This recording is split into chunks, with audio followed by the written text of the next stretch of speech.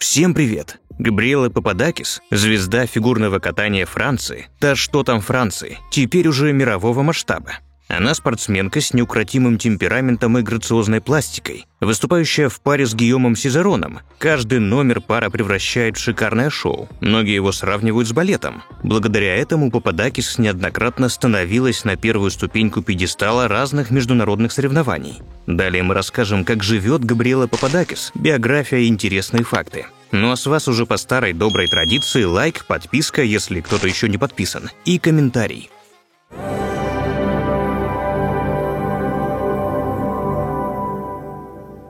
Родилась Габриэла в центральной части Франции, в коммуне Клермон-Ферран, весной 1995 года. Девочка оказалась первым ребенком в многодетной семье грека Эммануэля Пападакиса и француженки Кэтрин. Отношение к спорту имела мать, наставница юных фигуристов и фанат своего дела.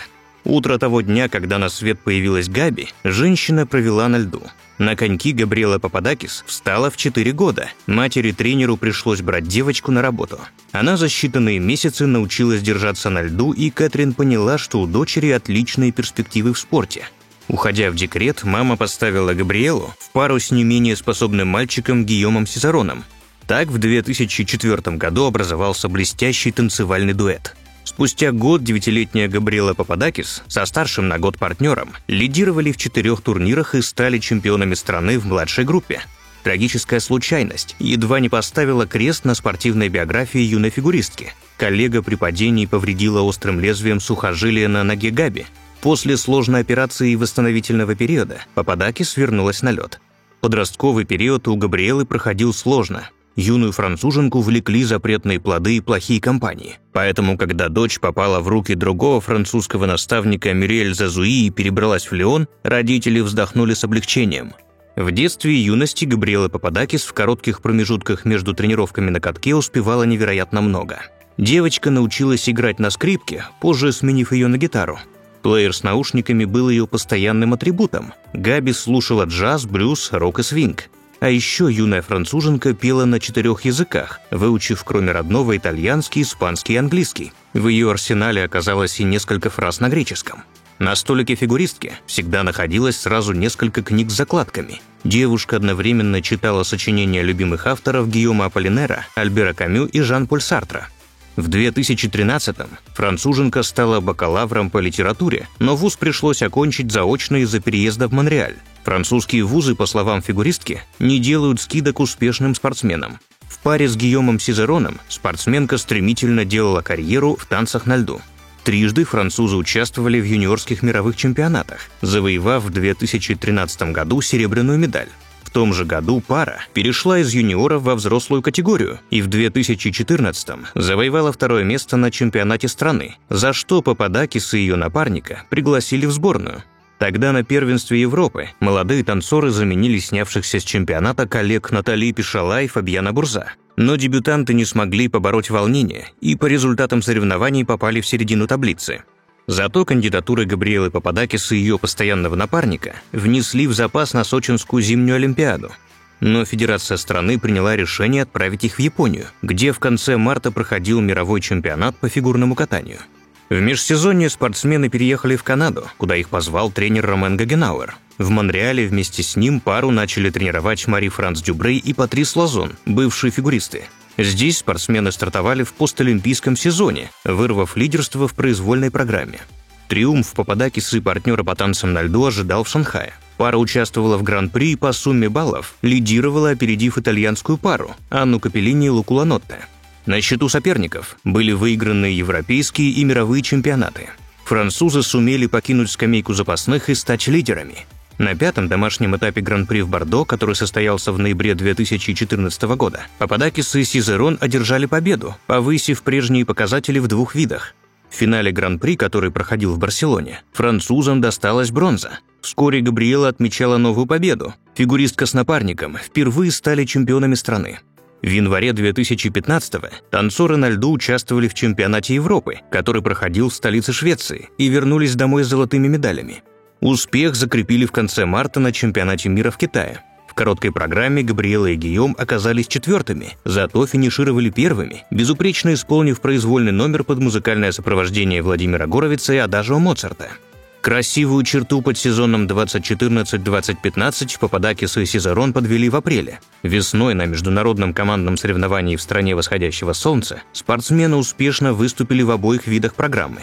Лето 2015 года оказалось для Габриэлы Пападакис печальным. Девушка упала на тренировке и получила сотрясение мозга. Прогнозы по ее восстановлению были неясными, и в ноябре федерация объявила, что фигуристы пропустят Гран-при. Габи восстановилась и в следующем году порадовала болельщиков и наставников. Пара победила на чемпионате Франции. На чемпионате Европы в Братиславе французов называли фаворитами. После произвольной программы они лидировали, став двукратными чемпионами Европы. Очередная победа не заставила себя ждать. На мировом чемпионате в США Габриэла и напарник, улучшив все прежние показатели, лидировали и завоевали второе чемпионское звание. В произвольной программе спортсмены установили мировой рекорд. Предолимпийский сезон танцоры начали в Париже, завоевав золото на домашнем гран-при. На заключительном этапе в японском Саппоро Габриэла и Гийом завоевали серебро и вышли в заключительный турнир, который прошел в Марселе. По результатам получили вторую серебряную медаль. В январе 2017-го Пападакис с напарником участвовали в чемпионате Европы в Чешской острове и стали чемпионами. А в марте французы выступили на льду финского чемпионата мира и произвели фурор. В произвольном танце ребята установили мировой рекорд и заняли вторую ступеньку на пьедестале. Олимпийский сезон для пары начался в Финляндии в октябре 2017-го. В Эспо французы лидировали.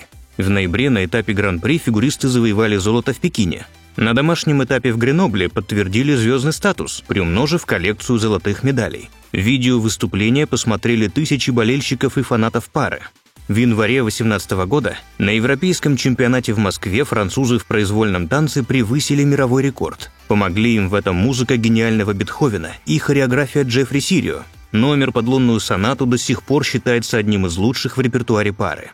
На Олимпиаду в Пхенчхане Габриэла Пападакис и Гийом Сизерон отправились за главной наградой. Их основные соперники – пара из Канады, завоевавшая золото на Олимпиаде в Ванкувере, Тесса Вертью и Скотт Мойер. Между фигуристами развернулось драматичное противостояние. Обе пары занимались с одной группой тренеров в Монреале. Тем не менее, подготовка французов позволяла им с уверенностью ждать состязаний. Габриэла и Гийом выучили программу так хорошо, что могли откатать ее с закрытыми глазами. Однако во время проката короткой программы случилось непредвиденное. У Пападакис расстегнулось платье. Конфуз произошел в тот момент, когда пара уже приближалась к финалу танца. Недоразумение повлияло на качество. Фигуристы откатали не безупречно, совершив ряд промахов. Пападакис и Сизерон с тревогой ожидали объявления результатов. Опасения оправдались. Из-за досадной ошибки во время выступления пара уступила соперникам несколько десятых долей балла. Не помог и блестящий прокат произвольной программы. В итоге серебряная медаль. Как вспоминала Габриэла в интервью, в деревне она дала волю чувствам и расплакалась. Неудача подстегнула фигуристов. На чемпионате мира в Милане спортсмены побили мировые рекорды в коротком и произвольном танцах, а также по сумме баллов. Габриэлу и Гийома публика полюбила не только за эмоциональность и безупречный прокат, но и за оригинальный выбор программ и музыкального сопровождения. В 2019 году пара превзошла саму себя, поставив под трек Константина Кинчева «Аэробика» блестящий ритм-танец. Этот номер уже назвали скандальным и неоднозначным, но ясно одно – он не оставил никого равнодушным. Как доказательство, на NHK Trophy фигуристы вновь стали рекордсменами. В декабре спортсменов ждала победа в финале Гран-при в Турине. Второе место завоевал американский дуэт Мэдисон Чок и Эван Бейтс. Третьими стали их соотечественники Мэдисон Хаббл и Захари Донахью. В начале 2020 года на чемпионате Европы в Граце французов обошла российская пара. Виктория Синицына и Никита Коцалапов откатали на пределе своих возможностей, тогда как Пападакис и Сизерон допустили небольшую ошибку во время выступления. В период карантина по причине пандемии коронавирусной инфекции спортсменка проводила с пользой. В Инстаграме появилось видео зажигательного танца Габи под трек Дженнифер Лопес. Стройная и яркая Габи в повседневной жизни носит джинсы и кожаные куртки. Девушка активна в соцсетях, мечтательна и не любит спорить по пустякам. Подписчики и Пападакис в Инстаграме наблюдают за новостями в личной жизни фигуристки. Она удовлетворяет любопытство поклонников совместными фото с бойфрендом, итальянским экс-фигуристом, а ныне тренером Стефано Карузо. Летом 2017 года Габи с гражданским мужем побывала в Греции, куда восходят корни ее предков по отцовской линии. Родитель давно живет в Техасе, но связь со старшей дочерью поддерживает. Эммануэль Пападакис – владелец передвижной закусочной. Габриэла гордится отцом, в свое время построившим в Уганде детский дом для детей с ВИЧ-инфекцией. Папа тоже невероятно горд достижениями дочери и приезжает поддержать на соревнованиях. В монреальской квартире Габриэлы Пападакис ничего не напоминает о спорте и фигурном катании. Все награды развешаны по стенам дома матери.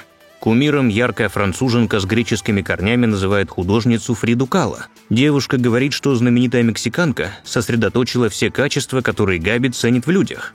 Еще одна путеводная звезда для танцовщицы – поэт и певец Серж Генсбур. Первым соревнованием после длительного перерыва для пары Пападакиса и Сизарона осенью 2021 года стал турнир «Финляндия Трофи».